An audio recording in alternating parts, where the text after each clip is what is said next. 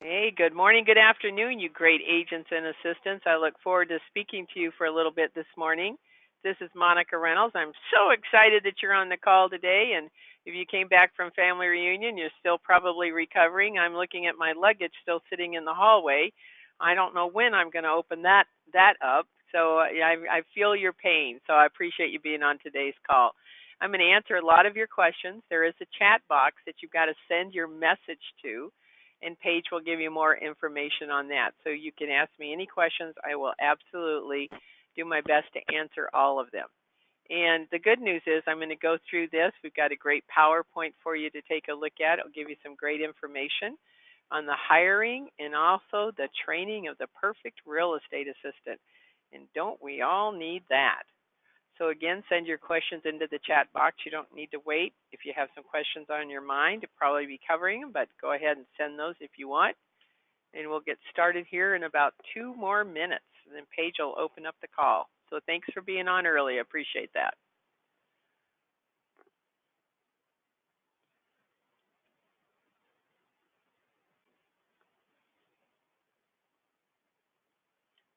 Take the mystery out of hiring the perfect assistant.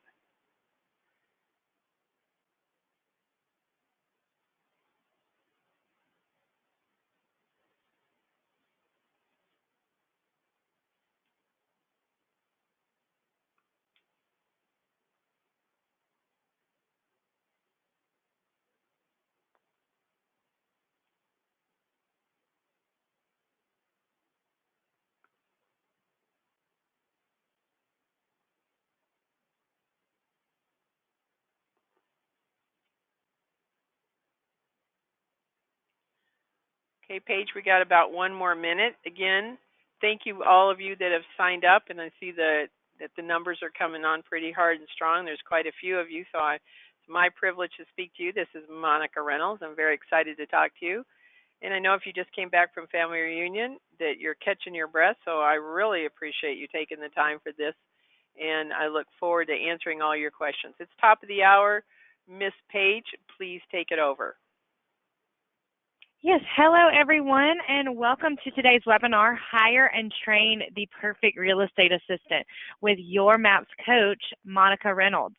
We appreciate you for joining us, and please note that this webinar is being recorded. You will receive this recording link today. If you have questions for Monica, please type those into the questions box located in your taskbar.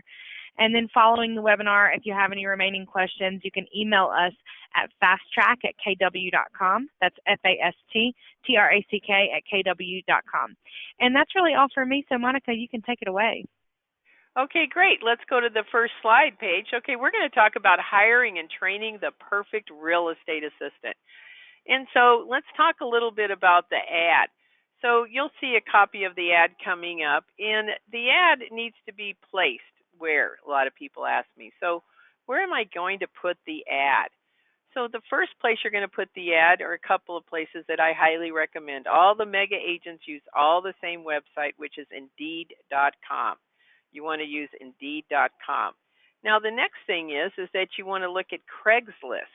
And some of you are saying, well, Craigslist, I don't know if you're going to get that many. And, there's been some success in Craigslist. Indeed.com is first, Craigslist is second. The third thing you want to do is you want to send out the ad or an email that says, thank you so much for your support to your entire database, Center of Influence, past clients, anybody you can think of, your vendors. Thank you for your support. My business is growing. If you know of anyone who's thinking about a career in real estate, please contact me. I'm looking for a great executive administrative assistant. Please, send this ad on to someone you know or have them contact me directly. Very simple to do that. The other thing on point number 1 is make sure that your affiliates are very aware that you need a great new assistant and that they've got to produce that assistant for you. Make them do that. They're making money off of you guys. And so you don't say, do you know anyone? You say, I need you to tell me 3 names on Monday of who would be a great assistant for me. Now, I don't have to use your name. They can have a job. They could have been downsized. They could have, taken a break. You've heard of them, you know them. Just tell me the names. I want to reach out to them, and I don't have to use your name. The other thing is your market center. A lot of market centers get a lot of people coming in and wanting an administrative position. Ask your team leader in your MCA, have you got any resumes that you thought were great, however, you didn't have the hiring openings at the time? I want to know about anyone that you know about that you thought would be good. Number two, once you have, put the ad out there, you've got to look at the resumes. Now, I'm going to give you some tips that you're going to have to write down. You want to divide them up into three piles. One is administrative experience with real estate, meaning they've had something to do with real estate and they have administrative experience. That's pile number one. Number two is administrative experience, no real estate. So they've had nothing to do with real estate, but they have a great admin background. Number three, I call this, and believe me, I've worked at fast food places millions of years ago, and I don't mean this disparagingly, but I call it kind of the Burger King pile, meaning no admin experience, coming from different industries, just want to get into real estate or need a different type of job. And sometimes there may be someone in there that catches my eye, but usually if they don't have any administrative background or computer experience, then I'm probably not going to go to those piles first. So three piles, and out of those piles, I pick the best choices. And sometimes the best choice is not always the one that has real estate experience and is administrative. So just you got to read through those, all right? Now, number three, I'm going to save you a lot of challenges. Of course, you need to go through the career visioning and learn that process, and highly, highly recommend it. And I'm going to suggest that you have a phone interview before you bring them in to save time. And the reason I do a phone interview, and get ready to write the 4 questions that I ask, is the reason is I want to hear their voice. I want to see that they have energy, that they have some sort of enthusiasm in their voice. They're going to represent me. They're going to represent my files. I need them to have some energy in their voice. Now, if they answer the phone and it sounds like a dead person, I'm not sure that's the right energy on the phone that I need to have talking to my clients. So with that said, listen to the questions and write these down. So I always call them and I said, did I catch you at a good time? Thank you for your resume. Do you have about 5 minutes? Now, they'll say yes or they'll say no. If they say no, I go, great. When's a better time to call you back? The purpose of asking these 4 questions is I want to see if they can carry on a conversation, that they can put 2 sentences together. I don't hear a lot of, well, no, let me think about that. I need them to be able to spontaneously answer questions intelligently and think on their feet. How about that for a good administrative executive assistant? So number 1, tell me about your work history. I've got your resume here. Looks very interesting. Tell me about it. I want them to start talking. Now, there may be another question that comes up once they're talking, but I'm going to give you the key 4 ones that'll set the pace of the call. Number 2, describe the perfect job for you. What would you like to do? What do you like to do? Describe the perfect job for you. Number 3, what are you the best at? What do you think is your best skill? What are you the best at? Now, sometimes that causes another little few questions. Remember, I want to see a conversationalist. I want someone who has a few little, energy kind of comments and a little, enthusiasm about talking to me. Now, of course, they're going to be a little nervous, and that's understandable sometimes, and I discount for that. I don't, penalize them too much for that. But I just want to see that they can talk to me. And so the last question is kind of an interesting one, but it's been fun to hear about that. What are your hobbies? What do you do in your time off? Now, sometimes they'll say, well, I have 2 kids, and usually the weekends I spend with my kids, and I go, great. So that gives me a little more insight into them. And the other thing is that what are your hobbies leads into a little bit more conversations, and then I'll say, wow, that sounds like a passion for you, and they'll say, yes, and I want to do this and this and this in the future. So now I got an insight that this is not a permanent career for them. So you get a lot of interesting answers. So don't miss that step. The next one is your personality disc test and a KPA. So the KPA obviously is something that has to be taken. Now, so hold off here. Now, once I've talked to them on the phone interview, I'm going to save you hours and hours and hours of time. On that phone interview, if you are not comfortable and you don't feel that that's a connection with you and how you want someone to answer and to, be able to, have a conversation on a phone, then you need to say, well, thank you so much for your resume. We'll let you know in a few days what we're going to do next. If you like them, you strike immediately and say, we are talking on Thursday morning. Would you be able to, by noon on Monday, 12 o'clock on Monday, submit 2 tests to me? I'm going to have you submit a DISC personality test. It'll take about 20 minutes. There's no right or wrong answers. And then another personality one is called the KPA. It's Keller Williams puts this out. So that'll take about 40 minutes. You can't flunk, you can't miss. Can you get it back to me by 12 on Monday? Will that work? Now, if they say yes, then I make a note 12 Monday. If it's 12:02 or 12:04 or 12:05 on Monday, I'm not interested in them. They didn't follow directions. They did not follow directions.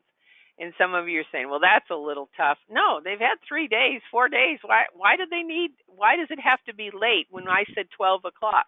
If that's how they're going to treat this opportunity, then I have to look at that as a little bit lazy, lackadaisical, and not a real commitment to, you said 12 o'clock, then that's an issue, and integrity too for me. Next page, Miss Page.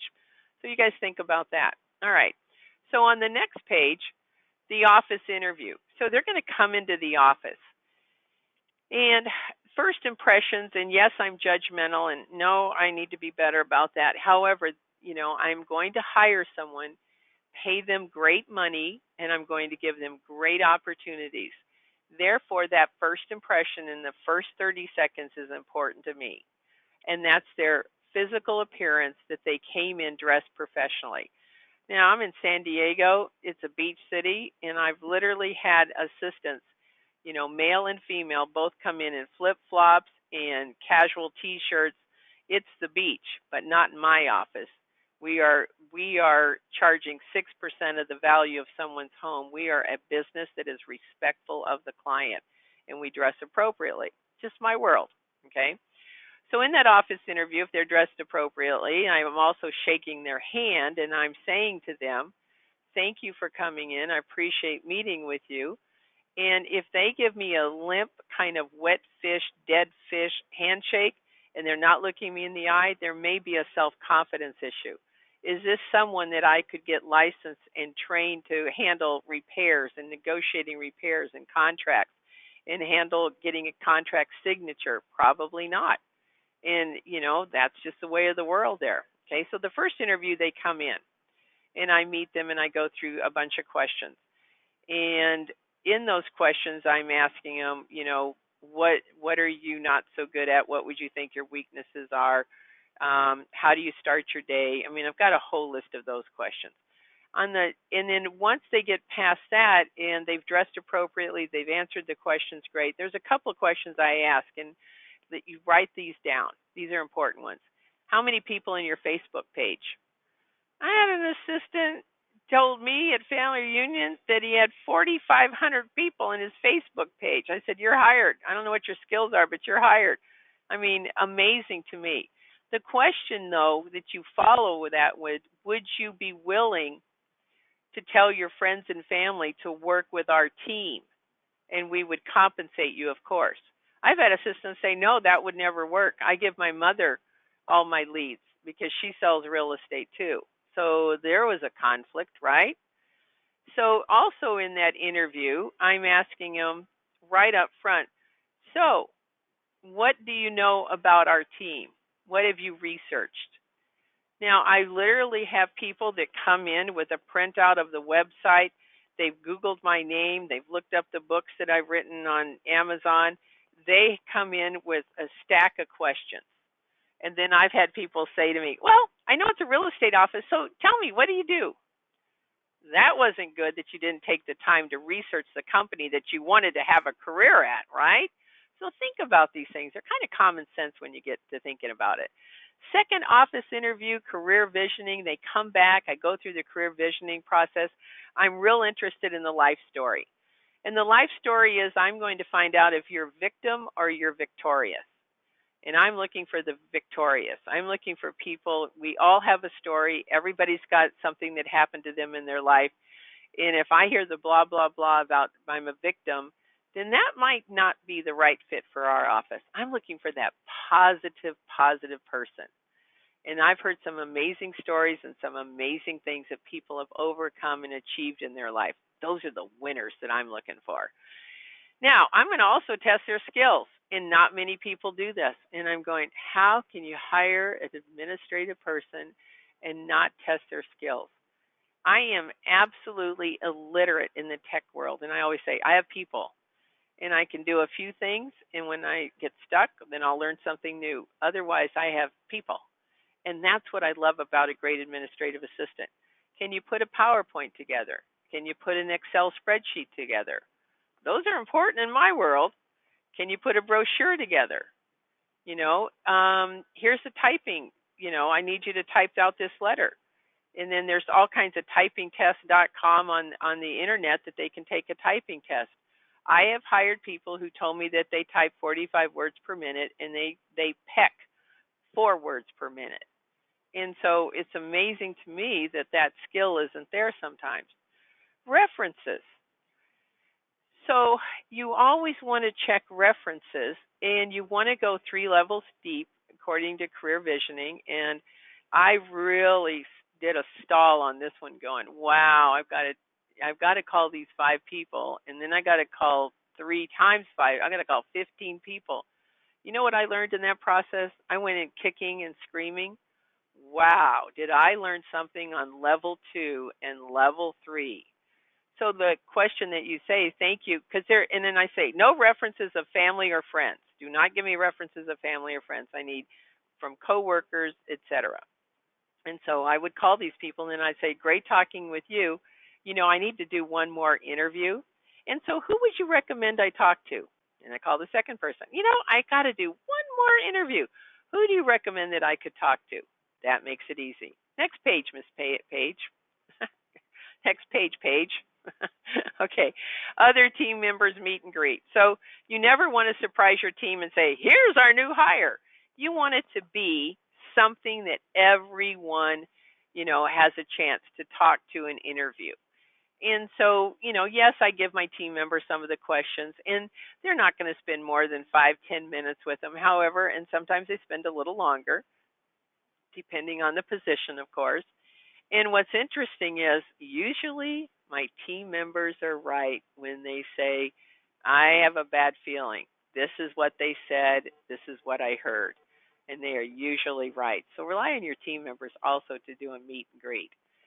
Okay, so when it gets down to the 4th or 5th interview, and some of you are going, 4th or 5th interview, yes, you are going to spend more time with this person than you do anyone else in your life.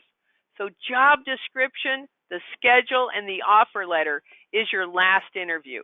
And you go over the job line by line by line. There should never be a surprise about the job description. You'd have to have a job description, which is a good idea. Schedule, you need to go over what the hours are, the schedule, and then the offer letter would include days off and pay. It would include those things. That is very, very powerful that you do that all at once and everything is signed off on. Job description signed off, schedule signed off, offer letter signed off, and compensation is in that offer letter. Next page, please. All right. So career visioning is awesome. And basically, the goals of career visioning are this. Clearly define what you're going to do when you look at the SMART goals. Measurable. You're going to be able to measure the progress. It's going to be achievable. Goals should be challenging but matched to the knowledge and skills of the employee. and repeatable, so it can be done over and over again, and timely, a commitment to deadlines. So if you look at the next slide, now the 30, 60, 90-day plan, this is one that I wrote that is part of career visioning. So on the next slide page, this is your 30-day. And what was so great when I worked with the career visioning people, they gave me what their 30, 60, 90-day was, and I go, that would never work. We've got to make this more simple and measurable. So if you look at this and you think that perhaps this is not comprehensive enough, that you want to do more, it's based on the skill. So when you look at this one, this is someone who has no real estate experience. If they have real estate experience, you can go a little faster. But on the first 30 days, the phone's the cash register. They've got to be able to answer the phone, transfer, pick up voicemail, talk to a potential seller, potential buyer. They've got to work on their scripts. They've got to work on their, thanks for calling Monica Reynolds' office. This is Stephanie. I can help you. What's your script? Well, if you're not there, I'm sorry, Monica's not available right now. She's with clients. This is Stephanie. I can help you immediately. I'm a professionally trained assistant. Get them to understand the scripts. The database, that's your most important and only asset. It's not a Louis Vuitton bag. It's not your Lexus car. It's none of those things. And an assistant should do 3 entries per day on the database. Data entry, track database growth, managing all entries, manage email campaigns, manage mail campaigns, learning all of those things, email marketing videos. And then obviously also in the first 30 days is everything about a listing, from the pre-list package to the seller feedback, getting the feedback, giving it to the seller, the marketing on the website, the listing checklist, maintaining the listing, property brochures, open house, Facebooks, coming soons, inventory, keeping an inventory list. Next page, please. So when you look at this and you're going now, that all of that, the phone, the database, and everything, how to crop a photo on a listing, how to call that seller, keeping all the reports straight, all the marketing, that's a lot in 30 days. If they can get all of that done, then you go on to 60 days here. You start working on the closing files. And you start, giving sellers updates. You're managing the repairs, negotiate if you're licensed, asking for reviews and referrals on a weekly basis. You're going to now start tracking the numbers and sources of business weekly. And then lead generation systems. Maybe there's one that they're going to support. In the call yesterday I did for the Perfect Real Estate Assistant, we talked about expireds, FSBOs, and open house systems and getting real clear about what those systems look like. And everything that's in that program is duplicatable and scalable. So it might be one agent, one assistant, and they hire another assistant, then they hire a buyer agent, and then you have an open house system for that buyer agent, what they're going to do and what you're going to do. Next slide, please. So 90 days. What should they be able to do in 90 days? Now, this is 90 days. Now, every single agent on this call wants this entire list right here to be done in 30 days. Not possible, not possible, not possible. Unless you have an assistant that comes on board that has a big real estate experience background. All marketing, all listings, all pending, database, phones and scripts, tracking weekly numbers, goal monitoring, 15th protocol of the month. And then also, like I just talked about, that they are absolutely on top of some of the lead generation and tracking that for you. And that's assisting with 1 or 2 lead generation systems. And so you want to have that assistant be accountable, and you want to start slow and methodically so that you're just not, they want a drink of water, learn how to do something. We're not sticking a fire hose down their throat and turning it on full speed. Okay, next slide, Ms. Page. So one of the things that I've learned over the years is that this is an ad that I wrote that still works, and people get a lot of response from it. It's hilarious to me. I wrote this in probably the early 80s, late 70s, and it didn't have computer in there at the time. However, I'm looking for an organizer, a positive person, good communicator, both written and verbal, have excellent computer skills, good sense of humor, work in a fast-paced office. And this is not an entry-level position. Please indicate salary desired. Most of them will not indicate the salary. However, that is one of the questions that I ask is, what is your current salary? Because if they're currently earning X amount, I'm not going to just say this position and you're going to jump immediately, over and above that tremendously. So, use some common sense there.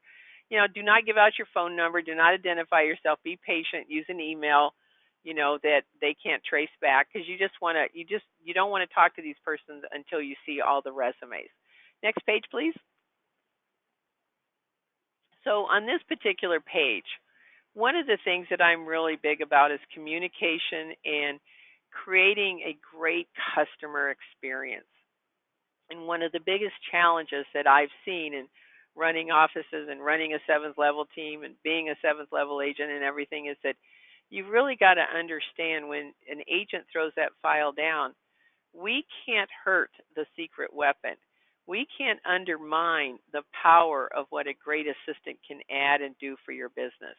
They are the secret weapon. He or she will promote you. It'll make the client feel good about spending 6% of the value of their home. They can never call a file and introduce themselves without you, the agent, teeing up the ball. And you also need to take 5 minutes or less. Let the assistant fill this out. What's their motivation? They're happy. They got a big job promotion. They're moving to Chicago. Or they're sad. They need to sell their home. They've got a lot of medical bills. The wife is very, very sick. They need something smaller.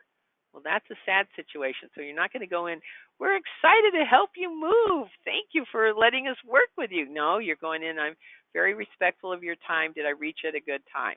The wife's very sick, so you have to know how to tone it down, right? Loan balance, HOA, company fees, buyer, yes or no. Are we going to work with them? Is there a sign to go up? Termite, lockbox, showing instructions, professional photos. Next page, please, page.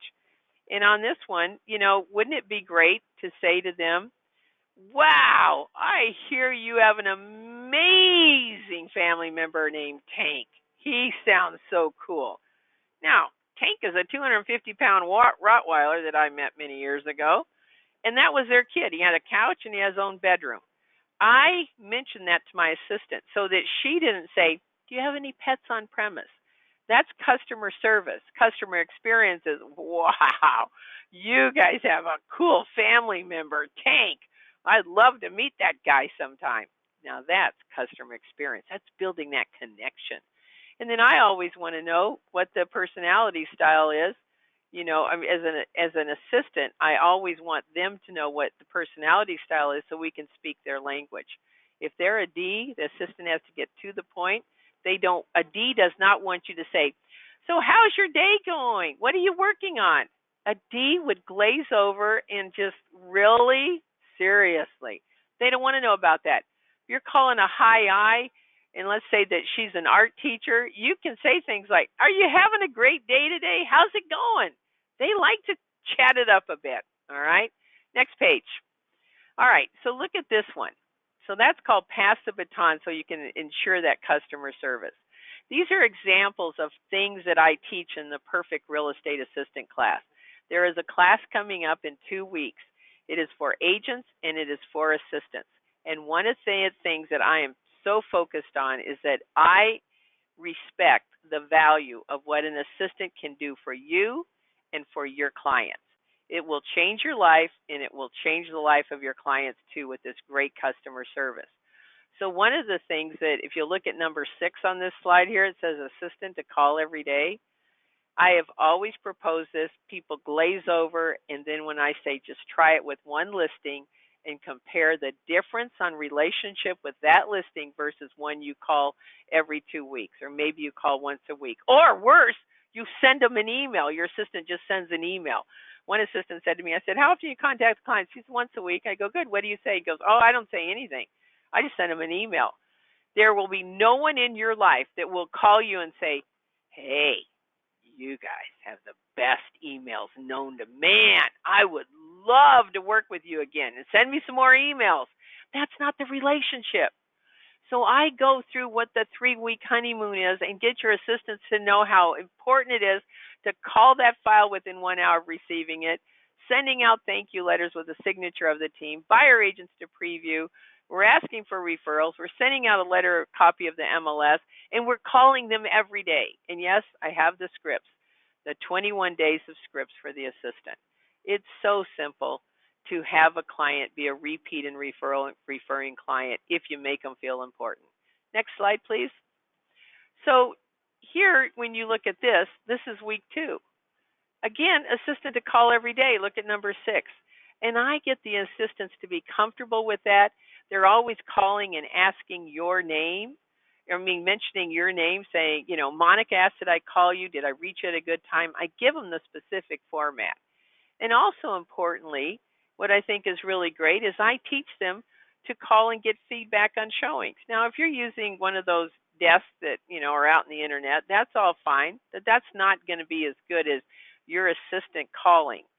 And your assistant is calling for 2 reasons. One is to get the feedback and then tell the seller exactly what that person said. And there may be an opportunity in there that they would say to you, wow, this agent really loved it. They didn't like the wall between the kitchen and the family room.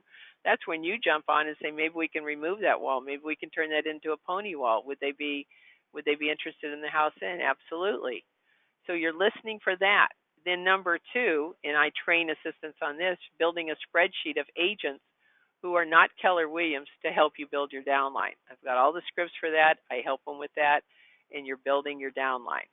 They're helping you build your downline. Okay, next one page. So week 3. So if you were to have a home on the market by week 3, oh, look at the fireworks there. Okay, then the CMA is going to be sent out, if not on week 2 to end week 3, with the old CMA of what the market was like and the snapshot now what it looks like, and you're getting a price reduction. No home should ever go past 21 days in my world. And I teach the assistants the urgency of that, sticking to the deadlines, and sticking to the contract dates, really important. Next page. All right. On this particular next page, this is something that I want to share with you. And start typing your questions in if you have some, and I know Paige probably will tell me what they are. And I want to go through this real quick first. I have trained more assistants than anyone in the country. I am passionate about helping you as an agent get the life you deserve as a commissioned independent contractor. And the way to do that is that you give someone else an opportunity, like a great assistant, to help you build your business. And you're also giving them a great life also. They are the secret weapon. Your customer service will improve. Your systems will improve. There's over 450 pages of systems that I use. And these are not anything that don't work or I think they might work. These are things that I personally used. And up until a year ago, I was running and took listings on a team that was averaging $100 million in production every year. And so what I want to, in volume. And so what I want to share with you is that I have been in real estate for almost 40 years. I have coached some of the very, very, very top agents in the world. I've either written the stuff, I've stole it and redone it and made it better. You get to benefit from that. So you don't have to reinvent the wheel. I have the systems for you. The first call every month is for the agent, teaching you what I'm going to share with the assistants. But I'm also going to share with you how to be a great leader, how to keep a great assistant, how to communicate effectively, and what my suggestions are for you to improve your business. The second and third call of every month is for the assistant. And that call is a group call, and all my calls are live. A lot of calls are not live. Mine are live. The calls are recorded, and then they are online for 7 months. When the call starts, they're online for 7 months. The calls are 6 months long, and then another 30 days that they're online. So if you look at this, there is, and there might be a little bit of an error, there is $100 off of the course. If you go to the family reunion, we're going to give you all that information. And so, Paige, that is $100 off, not the 20%. So we need to make that correction there. Okay. Sorry. And so Paige is going to put that link up there for you. So sign up now. It starts in 2 weeks. It'll be the best investment that you've made in your real estate career. I guarantee you. I have so many people tell me that, oh my gosh, this is amazing, the value. What's interesting to me, and I laugh about it all the time, you know what? This 195 a month that it is, that's the same price that I charged in the 80s and 90s when hardly anybody was hiring an assistant. And the people who did were so willing to pay it then. So, Diana Kokoska has really kept the value down so that you guys have the opportunity to build on your business. We want to support you that way. So, with that said, Miss Page, do we have any questions? Yes, we do. The first one is, should I share an assistant with another agent?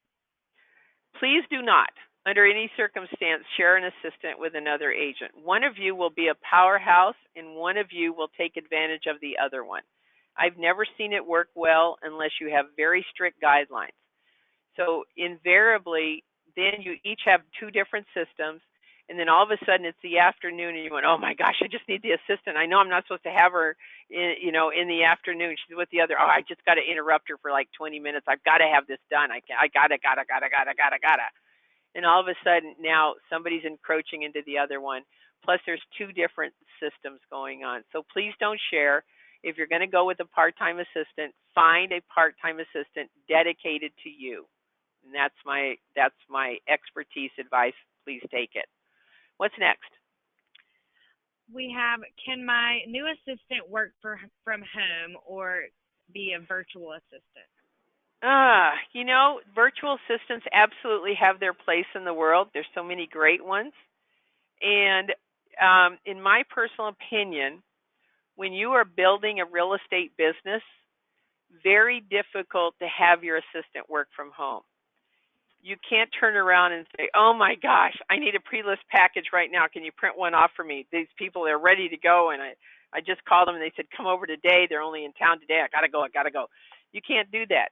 You can't get immediate gratification. Plus, you can't hear your assistant on the phone and say, hey, I like the way you said that, and I want to give you something as suggestion as an improvement. Here's also what you could have said. Here's something else I would recommend you do. The assistant can't get immediate gratification sometimes too when you're not lead generating and say to you, hey, can you help me out with this? What do I need to do about that? Because you weren't there visible, then they're tracking you and you're doing something else and you're in the middle of it. So please have them come into the office. Very rarely do I say an agent building a business or a top producing agent can use virtual and be 100% successful. Okay, what else? My assistant wants to be a buyer's agent. Can he do both? No, he or she cannot do both. There's a great book called The One Thing. So when you have an assistant, they want to be on top of those files. They are asking for repeat and referral business. They're asking for reviews. They're on top of it. And when you have an assistant who has showings that afternoon, or someone wants to see a house in the morning, they're shifting around their schedule, their business. They can't multitask. So what you want to say to the admin person is say, I want to support your goal and dream. And to be a buyer agent, you probably need 2 or 3 months of salary. So let's work on, some things that you can do to get referrals into the office and build up your reserve account. And then if you want to, stop your job as being an admin, we would have hired someone you've trained, and then you can step over to the buyer world. They can't do both successfully.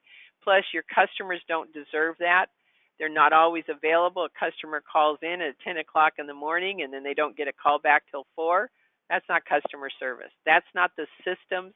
That's not the business that you want to be known for. And more importantly, you don't want to treat a client like that who's paying you 6% of the value of their home. Okay, anything else, Ms. Page? Type your questions into the chat box if you have a question. Any other questions, Paige? Yes, we have a few. Do you recommend, is it a bad idea to hire your significant other? Well, if you've been to any of my classes, my pat answer is pay them to stay away. And unless you do a couple of things, you get a therapist and you get some really clear boundary signs. And I just have to tell you what happens. You bring the office home to the kitchen, the living room, and the bedroom, and there's no boundaries. And if you don't create the boundaries, it can be very difficult. The other thing that happens is who you're married to and who you work with, all of a sudden you go, well, I didn't know they did that. Well, why is he doing that? Well, why is she acting like that? Well, what's that about? So it just adds another layer of this relationship. So working together and married, significant other is extremely difficult unless, like I always say, get a counselor, work through this, make sure that you can divide home and you can divide office, church and state. You can't bring them together. You just can't do that. Otherwise, all you do is you have the office in your bedroom, the office in your kitchen, the office never leaves your life, and that gets really old after a while. And you kind of see things that you didn't know about that person when you start to work with them, which is sometimes not a good thing. Only speaking from personal experience, but that's another story. Okay, anyone else? But I've just coached so many people over the years, and I've seen very successful teams that do bring a spouse in. I do see that happening, and they're very successful at it, but there's always one person in charge at the office and one person in charge at home, and people know their place, and they absolutely understand that. If you don't have those divisions, it's going to get really tough. Okay, good. Thanks, Paige. Any other questions? Last one. So should I wait to take the class until I have hired my assistant? Wow, I'm so glad that got brought up. I meant to mention that. You know that we have about 30 to 40%, which is awesome, of agents who do not have an assistant. And so I highly recommend that you take the class before you have an assistant. You're going to see all the systems. Now, you're not going to implement them all, but you're going to implement a few. And you're going to then I go through a whole training process, which is more extensive than that. And of course, bringing in some of the career visioning things, but you'll go through a whole training process with me to hire the right assistant. And then you have this training manual, of all of these things. So I highly recommend, if you don't have an assistant, this course is for you, and you do all 3 classes. I've had many, many people do that. 30 to 40% are just single agents without someone at this point. What else, Paige? I think that's about it for today. So thank you so much. One other thing. Okay. One other thing. So Sure. one of the things that I just wanted to really make clear is that when you look at this course, this is probably the only course that you will get the systems you need for an excellent customer experience. And right now, when it's so hard to get listings and so hard, and we've got buyers are your future listings, we have to have the systems that make people feel extremely important and are highly professional. So make the investment in yourself for the systems for your clients. Make the investment in yourself for you to be a great leader. And also make the investment in your assistant, the secret weapon, to be the best he or she can be. So I would love to see you on the calls. Again, it starts in 2 weeks. It would be wonderful to have you on the calls. What else, Miss Paige? I think that's all for today. So thank you so much, Monica. Just to mention again, I did post the link to sign up for the Perfect Real Estate Assistant, which begins March 7th, in the chat box, and you can save $100 off your registration today if you sign up using the code FR2018. Okay, so that's 2 o'clock Central, that it starts next week on a Wednesday, which is 10 o'clock Pacific, right?